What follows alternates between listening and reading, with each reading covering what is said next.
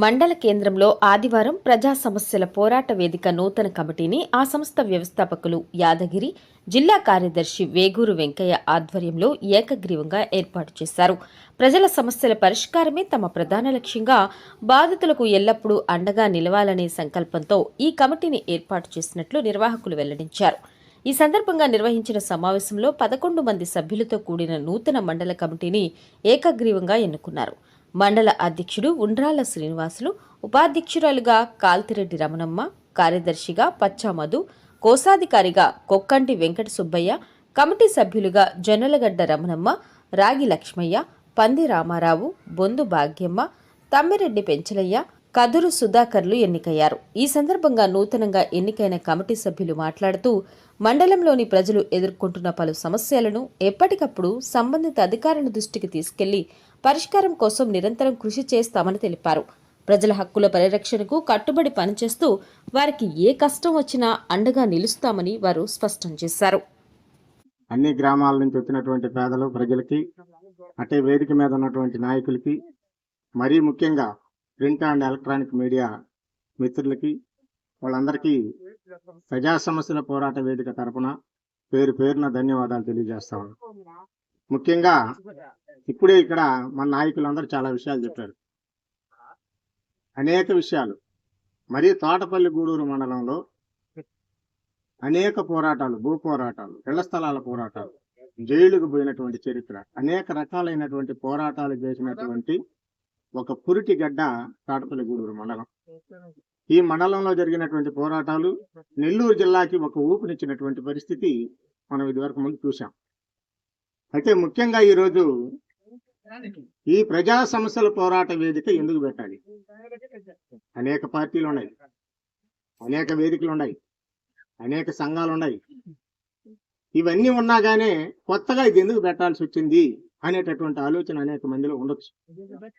మేము ఈ వేదిక పెట్టడానికి ప్రధానమైనటువంటి కారణం, అట్టడుగునున్నటువంటి పేదలు, భూమికి దూరంగా ఉన్నటువంటి నిరుపేదలు, భూమి కావాలని తపనబడి ఆఫీసుల చుట్టూ ఏళ్ల తరబడి తిరిగినా దక్కించుకోలేనటువంటి పరిస్థితుల్లో ఉన్నటువంటి, మరీ భూ సమస్యలు ఎదుర్కొంటున్నటువంటి ముఖ్యులు, వీళ్ళందరి కోసం, వీళ్ళందరి సమస్యల పరిష్కారం కోసం ఈ వేదికను ఏర్పాటు చేయాల్సినటువంటి పరిస్థితి వచ్చింది. అందుకని ఈ వేదికను ఏర్పాటు చేశాం. ఈ వేదికను ఏర్పాటు చేసేటప్పుడు మేము కూర్చొని మాట్లాడుకొని మనకి ఉన్నటువంటి ఫ్లెక్సీలో 4 ఫోటోలు పెట్టాం. ఈ 4 ఫోటోలను మీరు గమనించాలి. మొదటిది Karl Marx. Karl Marx photo ఎందుకు పెట్టామంటే, ఈ ప్రపంచంలో ఉన్నటువంటి ప్రతి కార్మికుడికి శ్రమ దోపిడి వల్ల పెద్ద పెద్ద వాళ్ళంతా లాభాలు సంపాదించి కోటీశ్వరులు అవుతా ఉన్నారు. శ్రమ చేసినటువంటి వాడు నిత్యం వెనకబడిపోతా ఉన్నాడు. ఈ శ్రమ దోపిడి పోవాలి, వాళ్ళకి లాభం రాకూడదు అనేటటువంటి దానికోసం దాస్ క్యాపిటల్ అనేటటువంటి గ్రంథం రాసినటువంటి మహానుభావుడు ఆయన కార్ల్ మార్క్స్. అందుకని ఈ దేశంలో ఉన్నటువంటి ప్రతి కార్మిక వర్గం ఈరోజు ఆయనకు రుణపడి ఉండాలి. అందుకోసం ఆయన ఫోటోని మేము పెట్టాల్సినటువంటి పరిస్థితి వచ్చింది, పెట్టాం. ఆయన ఆశయాలను ముందుకు తీసుకుపోవడానికి కార్ల్ మార్క్స్ ని ముందుకు తీసుకురావాల్సినటువంటి పరిస్థితి వచ్చింది. ఇకపోతే రెండోది doctor BR Ambedkar. Doctor BR Ambedkar తెలియని వాళ్ళు లేరు. దాదాపుగా 34 డిగ్రీలు చేసినటువంటి మహా గొప్ప వ్యక్తి. ఆయన ఈ రాజ్యాంగ నిర్మాత. ఈ దేశంలో ఉన్నటువంటి విభిన్న కులాలు, విభిన్న మతాలు, విభిన్న జాతులు అందరికీ సంబంధించి ప్రతి ఒక్కరికి సమానమైనటువంటి హక్కులు రావాలని చెప్పి, ఈ దేశంలో ఉన్నటువంటి ప్రతి పేదవాడు అందరితో సమపాలలో నడవాలని చెప్పి ఆయన అనేక పోరాటాలు చేశాడు, అనేక ఉద్యమాలు చేశాడు. కనీసం తనకు పుట్టినటువంటి బిడ్డలను కూడా తిండి పెట్టుకోలేక చంపుకున్నటువంటి మహా గొప్ప వ్యక్తి డాక్టర్ బిఆర్ అంబేద్కర్. ఆయన ఆశయాలను కూడా ముందుకు తీసుకుపోవాలని, అట్టడుగునున్నటువంటి దళిత బహుజనులందరినీ కూడా కలుపుకొని ఈ వేదికను ముందుకు తీసుకుపోయి ఈ వేదిక ద్వారా ప్రజా సమస్యలను పరిష్కరించాలని చెప్పి, అంబేద్కర్ ఆశయాలను ముందుకు తీసుకుపోవాలని చెప్పి డాక్టర్ బిఆర్ అంబేద్కర్ గారి ఫోటోని పెట్టాల్సినటువంటి పరిస్థితి ఈరోజు వచ్చింది. ఇకపోతే మూడో వ్యక్తి పుచ్చలపల్లి సుందరయ్య గారు. పుచ్చలపల్లి సుందరయ్య గారు ఈ జిల్లావాసి. ఈ జిల్లావాసి. ఆయన ఇక్కడి నుంచి తన ఆస్తుల్ని పేద ప్రజల కోసం అంకితం చేసి ఆయన దక్షిణ భారతదేశ ఉద్యమ నిర్మాతగా ఎదిగారు. ఈ దక్షిణ భారతదేశంలో ఉన్నటువంటి ప్రతి పేదవాడికి దున్నేవాడికి భూమి రావాలని చెప్పి నినాదంతో భూ పోరాటాలు చేసి భూములు పంచినటువంటి చరిత్ర కలిగినటువంటి తన భూముల్ని పేదలకు ఇచ్చి సహపంచి భోజనాలు ఏర్పాటు చేసినటువంటి గొప్ప నాయకుడు పుతలపల్లి సుందరయ్య గారు. ఆయన ఆదర్శాలను ముందుకు తీసుకుపోవాలని చెప్పి సుందరయ్య గారి ఫోటోల్ని పెట్టాల్సినటువంటి పరిస్థితి తీసుకొచ్చారు. ఇకపోతే లాస్ట్ లో జక్కా వెంకయ్య గారు. జక్కా వెంకయ్య గారు సొప్పుడు చెప్పదు. ఆయన కూడా ఈ జిల్లా వాసి. ఆయన దామరమడుగులో పుట్టి దామరమడుగు నుంచి ఆ రోజు ఉన్నటువంటి పరిస్థితిలో ఇద్దరితో ఏర్పడినటువంటి సిపిఎం పార్టీ ఒక పెద్ద ఉద్యమ పార్టీగా ఏర్పడి దానికి నెల్లూరు జిల్లా ఉద్యమ నేతగా ఏర్పడినటువంటి జక్కా వెంకయ్య గారు అనేక చోట్ల భూములు పంచాడు, అనేక పోరాటాలు చేశారు, అనేక నిర్బంధాలను తట్టుకున్నారు. వ్యవసాయ కార్మికులు, పేదలు, దళితులు వీళ్ళందరూ కూడా భూమి కోసం పోరాటాలు చేయడానికి ముందుండి నడపడానికి వ్యవసాయ కార్మిక సంఘం అనేటటువంటి సంఘాన్ని ముందుకు తీసుకుపోయి దాంట్లో కీలకంగా అనేక సంవత్సరాలు దాంట్లో అధ్యక్షుడిగా పనిచేసినటువంటి ఒక గొప్ప నాయకుడు. ఆయన జక్కా వెంకయ్య గారి అడుగుజాడల్లో నడవాలని చెప్పి ఆయన ఫోటో పెట్టాం. మేము పోరాటం చేసి మేము పోలీస్ స్టేషన్ పోయి మేమందరం వాడు గొడవ చేస్తుంటే పార్టీ వాడు వచ్చి ఆడ కూర్చోండరు, ఆ రెడ్ల కాడ కూర్చోండరు. ఇదేందా అమ్మ, ఏంది అసలు ఇది? మనం పోరాటం చేయడానికి వచ్చాము, మీరేమో భూస్వాముల కాడ కూర్చోండరు, ఇది కరెక్ట్ కాదని చెప్పి మనం చెప్తే కానీ వాళ్ళు ఆ పోరాటాన్ని మానేశారు. ఇప్పుడు మనం ఏంటంటే ఆ భూ పోరాటాన్ని కూడా మన పేదవాళ్ళకి భూములు రావాలని చెప్పి ఖచ్చితంగా పోరాటం చేయడానికి మనం ప్రయత్నం చేస్తున్నాం. అది లీగల్గా కూడా మనం పోతున్నాం, చేయాల్సిన అవసరం ఉంది, చేస్తాం. దాన్ని కూడా పోరాడడానికి సిద్ధంగా ఉన్నాం. ఇంకొక చిన్న విషయం, డేవిస్పేటలో ఎస్తేరమ్మని ఒక పాస్టరమ్మ, ఆమె ఎక్కడి నుంచి వచ్చింది, ఒంటరి మహిళ. ఆమె స్థలం కొనుక్కుంది, 52 ఎకరాల స్థలం కొనుక్కుంది. ఆ స్థలం కొనుక్కొని దాంట్లో ఇల్లు కట్టుకోవాలని, ముందు చర్చి కట్టుకోవాలనుకుంది. ఆ ఊర్లో బీజేపీ వాళ్ళు వీళ్ళందరూ గందరగోళం చేశారు. దాన్ని విరమించుకొని చర్చి ఇంద్రపేటలో కట్టుకుంది. ఆమె అక్కడ చర్చికి పోతుంది. కనీసం ఇల్లు కట్టుకున్నామని కూడా వాళ్ళు ఒప్పుకోరు. ఇల్లు కట్టుకుంటామా మేము అని 52 ఎకరాలు డబ్బులు పెట్టుకున్నామే ఆడ మనిషి అందరినీ బతిలాడి చేస్తే వాళ్ళు బీజేపీ వాళ్ళు అడ్డం పడుతున్నారు. ఈ విషయం మీద జిల్లా పార్టీ ఆఫీస్కి మేము ఆమెను 4 సార్లు పంపించాం. కనీసం మాట్లాడపోగా ఆడపోతే పోలీసు కేసులు వస్తుంటారు పార్టీ వాళ్ళు. ఎర్రజెండా ఎందుకు? సిపిఎం పార్టీ ఎందుకు? అసలు మనకి అవసరం లేదు కదా. దానికని అందుకని మనం ఏం చేసామంటే ఇప్పుడు లీగల్గా ఆమె కోసం మా వేదిక అంతా కూడా దాని మీద పనిచేస్తూ ఆ ఇల్లు కట్టించేదానికి ప్రయత్నం చేస్తున్నాం. ఇప్పుడు కోర్టు కూడా స్టే ఇచ్చింది. దాని మీద కోర్టు డైరెక్షన్లో మనం ఆ ఇల్లు కట్టేదానికి ప్రయత్నం చేస్తాం. అట్లా ఎక్కడ ఏ సమస్య వచ్చినా మనం పనిచేయడానికి సిద్ధంగా ఉంటాము. మాకు ఎలాంటి ఏ పార్టీ వాడు వచ్చినా మా కాడకు వస్తే ఏదైనా స్పందన అంటే మనం పోతాం. మనం చేయాల్సింది ఏంటంటే ప్రతి సమస్య ఏ రోజైనా ప్రతి సోమవారం మండలాసులు కలవాలి. 7 అలివి కాలేదనుకో కలెక్టర్ ఆఫీసులు మేము కలవాలి. అందుకని మన మండలంలో పార్టీతో పనిలే, ఎక్కడ సమస్య ఉన్నా మనం పోరాటం చేయడానికి మనం వేదిక పెట్టుకున్నాం. రిజిస్టర్ అయ్యింది బ్రహ్మాండంగా. ఎక్కడ పోయినా మనకి ఓకే అంటున్నారు. ఈరోజు మనం చేయాల్సిన పని ఏంటంటే మీరందరూ కూడా సహకరించండి. మన వేదిక ముందుకు తీసుకుపోవడానికి మీరందరూ కూడా సహకరించి ఆర్థికంగా మీరందరూ కూడా సహకరించి ఈ సంఘాన్ని ముందుకు తీసుకుపోతారని ఆశిస్తూ మీ అందరికీ మరొకసారి ధన్యవాదాలు తెలియజేసుకుంటూ సెలవు తీసుకుంటాం. పార్టీలోకి పోయింది 54 సంవత్సరాలు అయింది. నేను సీనియర్ నాయకురాలు కాదు. 20 రోజులు జైలుకి పాపిరెడ్డిపాళెం భూముల్లో మీకు అందరికి తెలుసు పోయిందా. నేనేం సీనియర్ నాయకులు కాదు. ఇప్పుడు వచ్చే నాయకులు సీనియర్ నాయకులు. మా వ్యవహారానికి వాళ్ళ వ్యవహారానికి పడక మేమేం చేసామంటే 2 సంవత్సరాల క్రితం ఎడంగా వచ్చేసాం.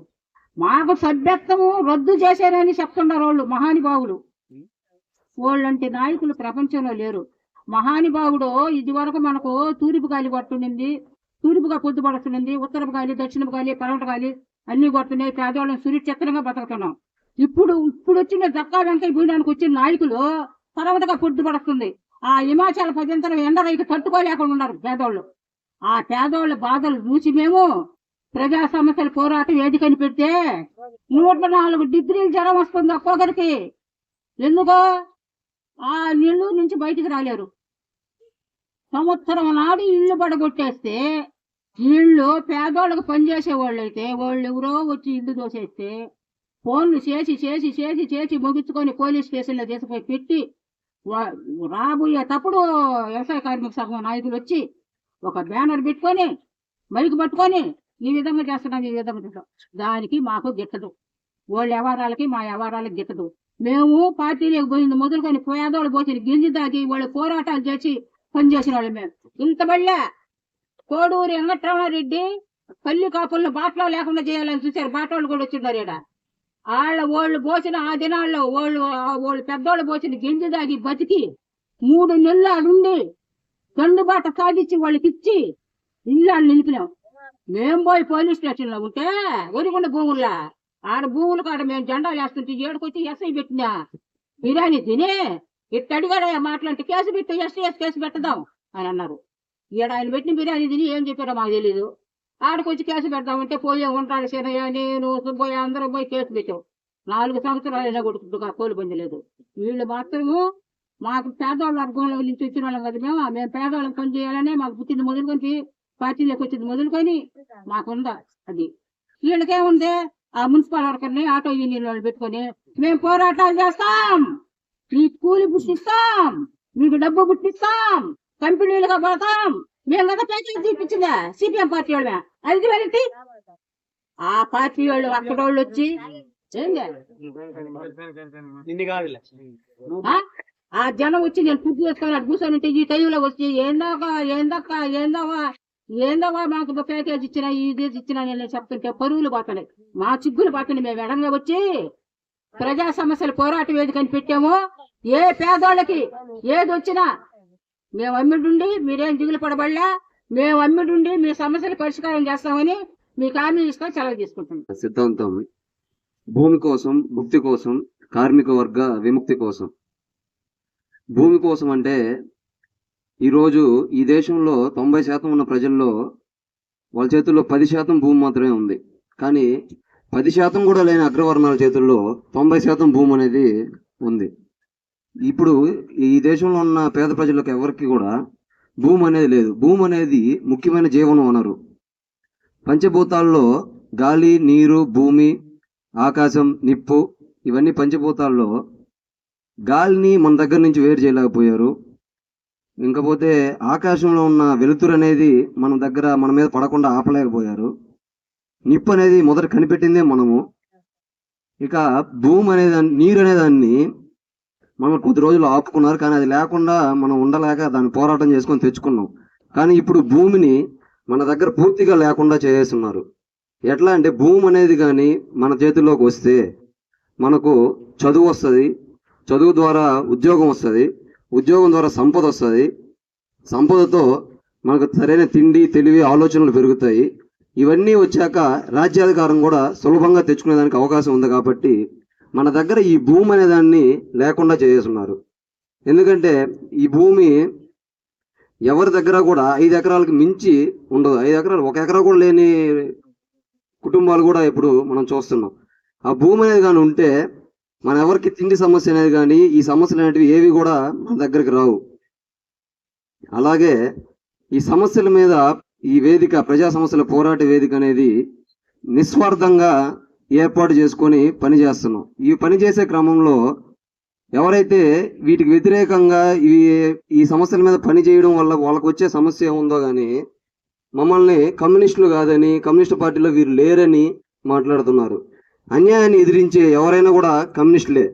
మీరు కమ్యూనిస్టులు కాదని అనేదానికి ఎవరికి కూడా అర్హత లేదు. ఎవరైతే సమస్యల మీద పని చేస్తారో, అన్యాయాన్ని ఎదిరించి మాట్లాడతారో వీళ్ళందరూ కూడా కమ్యూనిస్టులే. మన సమస్యలు ఏదన్నా మన పరిష్కారం చేయడానికి మన బాబాసాహెబ్ అంబేద్కర్ ఆధ్వర్యంలో ఆయన సమక్షంలో మనం ఆయనకు నివాళులు అర్పించాము. ఆయన రాజ్యాంగం రాసినటువంటి రాజ్యాంగాన్ని పరిరక్షించడానికి కూడా మన వేదిక ముందుండాల్సిన అవసరం ఉంది. ఎందుకంటే ఈరోజు దేశంలో ఉన్న మన రాజ్యాంగాన్ని తూట్లు పొడిచి ఈ రాజ్యాంగాన్ని నామరూపాలు లేకుండా చేయడానికి కేంద్ర ప్రభుత్వం ప్రయత్నం చేస్తుంది. ఆ ప్రయత్నాన్ని మనం వెంటనే ఈ వీడియో గురించి మీ అభిప్రాయాన్ని కామెంట్ రూపంలో తెలియచేయండి. అలాగే లైక్ మరియు సబ్స్క్రైబ్ చేయండి.